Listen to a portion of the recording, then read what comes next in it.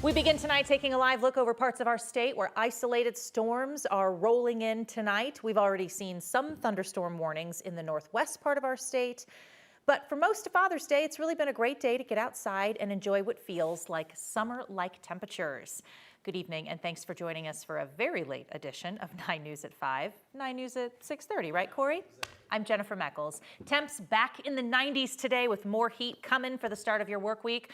9 News meteorologist and dad, happy Father's Day, Corey Reppenhagen, joining us now with the latest on your forecast. Yeah, today was the warmest day of 2025 so far, beat yesterday by 1 degree. So we got up to 94 degrees in Denver today. The clouds came in here and cooled us off, tried to rain, but we didn't really get too much here in the Denver area. Temperatures cooled down into the 80s. We have a severe thunderstorm watch out to the northeast here in the Northeast Plains. We have some thunderstorms in the area, but those have not been too successful there either. Pretty small and weak thunderstorms at the moment, but as they move into the northeast corner, those will likely become severe over the next hour and a half. Here's your forecast in Denver tomorrow. Lots of sunshine, dry conditions again, but we will have some clouds show up in the afternoon. Try to cool us off, but it looks like we will hit the 90s again here in Denver. Here's the forecast across the Front Range. More 90s coming our way. This is our last day of this heat wave. We'll cool off on Tuesday. Even the mountains are going to be clocking in with some very warm temperatures and lots of sunshine once again for tomorrow. Coming up, I'll talk about that shake-up that we'll have on Tuesday. It's going to cool us off and give us a little bit of a chance for rain here in the Denver area. That's coming up next, Jenny. Corey, thank you. People trying to enjoy the final day of skiing at A-Basin hit a major roadblock today, an actual roadblock. The Summit County Sheriff's Office says Loveland Pass is still closed tonight thanks to a landslide. The Sheriff's Office says the slide happened near Highway 6, about a mile into Clear Creek County. The road's closed just east of A-Basin to Loveland Ski Area. A-Basin still accessible from the Summit County side if you're coming in that way. No people, no cars, nobody like that got caught in the slide. No timeline for when the road can reopen. Schools here in Denver and around the country are facing declining enrollment. And after 2 back-to-back years of school closures for Denver Public Schools, the largest school district in our state is once again talking about potentially closing more. But the district tells our Rachel Krause it wouldn't happen yet. Yeah, DPS is talking about what's ahead for the district in the next 5 years. And while the dip in enrollment is serious, they stress they have no plans to talk about closing schools anytime soon. Denver Public Schools is once again talking about enrollment drops, big ones. We're forecasting 6,000 fewer kids by 2029, which would be an 8% decrease in the number of students who are living in Denver and attending DPS. I think it's a little more than what I thought. Dr. Carrie Olson, the DPS school board president, says birth rates are dropping and people are moving out of Denver. Enrollment decline is hitting the district hard, even with thousands of new-to-country students. It's not enough to stem that, and we don't know how long they'll stay. We brought in so many students, but then many left to try and find better places to live. Housing is always a challenge, but it has helped. Of the new arrivals who we got last school year, we have retained 60% of them. Andrew Huber studies DPS's enrollment. He says the district has already taken action to address the drop in students. In 2023, the board voted to close 3 schools. Last fall, the board acted again.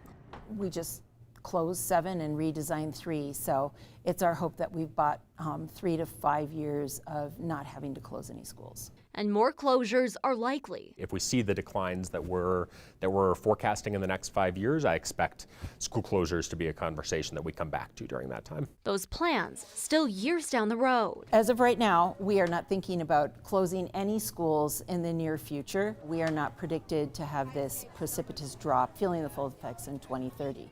So I would imagine within the next 5 years, the board will entertain closing schools, but it's not like we're going to do this next fall. Olson says they want to be upfront about the issue now, so the community is ready to tackle this in the years to come. Another sigh of relief for many parents and school leaders. On Thursday, the board approved a 4-year hiatus on school closures through a policy that would limit how often they're able to close schools. Now, there are exceptions. They can still propose closures if there is a substantial change in student enrollment, in funding levels, or in the case of an unexpected emergency. In Denver, Rachel Krause, 9 News. Safeway Albertson workers in 4 Colorado cities went on strike today after contract negotiations have failed between the company and the union. UFCW Local 7 says workers will start striking at retail stores in Estes Park, Fountain, and Pueblo, as well as a distribution center here in Denver. The union says the strike started small on purpose to bring awareness to the contract negotiations and also limiting the impact to shoppers. The union first issued their notice. It has to be 72 hours. They did that on Wednesday last week. Workers say they have wanted Safeway Albertsons to address staffing and wage issues. They call them poverty-level wages. We also just received a statement from the company, Safeway Albertson. The company says they remain committed to productive discussions with the union. They also say they're negotiating in good faith to reach an agreement. Denver police are investigating a deadly overnight shooting. This one happened near Coors Field. Police say it happened on Blake Street near 22nd. When officers got there, they found one victim. That person went to the hospital and later died. Police have not provided any more information about the shooting, the victim, or any possible suspects. The man Aurora police shot last night has died. Aurora police say they were responding to a family disturbance on East Arkansas Drive. Police had learned that a husband and a wife were arguing. They separated the couple. One officer was talking to the husband in the garage, and during that conversation, police say the man pulled out a gun. Police say he would not listen to commands to drop the weapon. The officer then shot the man. The man went to the hospital. He later died, and that officer was placed on paid administrative leave during this investigation. That is department policy.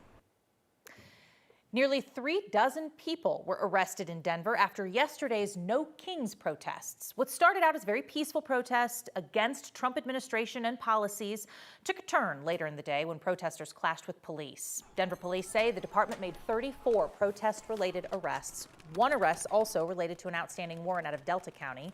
Police say one minor was detained and then released after getting a citation.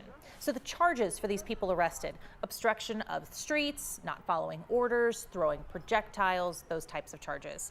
DPD says the protesters tried to get on I-25 where they were met by police using smoke and pepper balls. Denver police say the protesters threw rocks and bottles at officers. Now we want to stress there were different pieces of the day, right? The planned Denver No Kings protests earlier in the day, pretty peaceful for most of the day, as were the sister protests in cities all around the state. People joined these gatherings pushing back against policies of the Trump administration. Specifically, there was lots of different reasons people were joining protests, but one of the big ones was people pushing back against the immigration crackdown by this administration, deportation policies, things like that. They also expressed just general disapproval over how President Trump is running the country.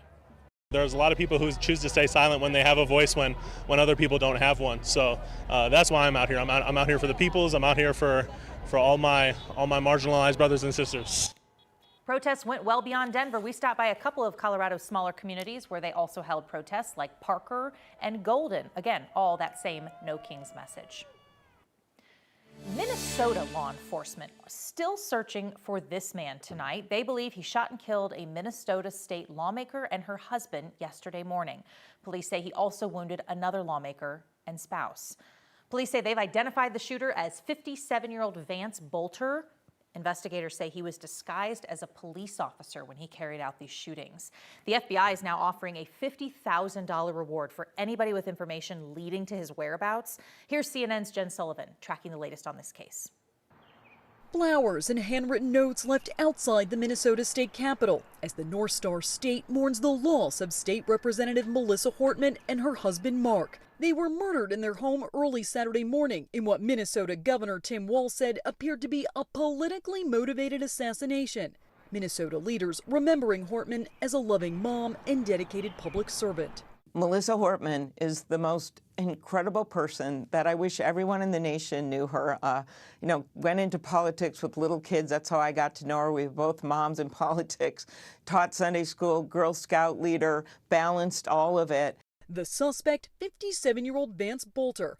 Police also believe he's responsible for shooting State Senator John Hoffman and his wife Yvette multiple times in their home in Champlin, Minnesota, a suburb of Minneapolis. The last information we had is that he was out of surgery and was in stable condition at that time. Police say Bolter was dressed like a police officer when they found him outside of Hortman's home in Brooklyn Park. Authorities say he fired a weapon at police before running away, triggering a manhunt. There may be other people with him, and we would like to speak to anybody that may have had contact with him. Even more disturbing, police say they found what they believe to be a manifesto inside his car with nearly 70 names, including lawmakers and abortion providers, as well as No Kings flyers referring to anti-Trump protests. There will come a time down the road for healing within us as a community, but right now I think what's required is a calming words and rhetoric. I'm Jen Sullivan reporting.